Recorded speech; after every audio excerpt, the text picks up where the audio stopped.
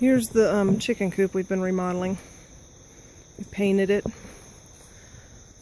put in a floor, and painted it so that it would help it last a bit longer. Normally, we have an egg door back here to open and check for eggs. I usually have the big metal nest box on this coop. But to add to floor space, because it takes away so much space, we're going to build an exterior box on this coop. So that's why we didn't trim that out. And the run was initially attached to the siding, so we had to take it loose in order to add the trim, and I just haven't reattached it yet. But this is where the chicks are going to move to.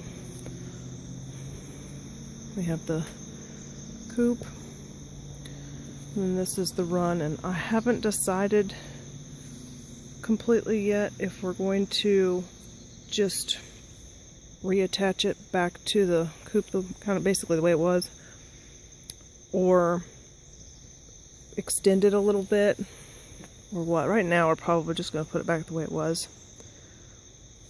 We used a 6x12 dog kennel. That's one of the 12-foot panels. The other 12-foot panel, 6 foot, 6 foot. And then the rest is cattle panels. Like this is a welded wire covered cattle panel. It was used to fill that gap to extend on the side of the coop. And then that's, is it one full 16-foot cattle panel, and then another shorter one over there. And then it's a combination of field fence, chicken wire, welded wire, just whatever I happened to have at the time, covering the roof. And then we had kudzu take over the roof this year, which was nice for shade, but it looked terrible.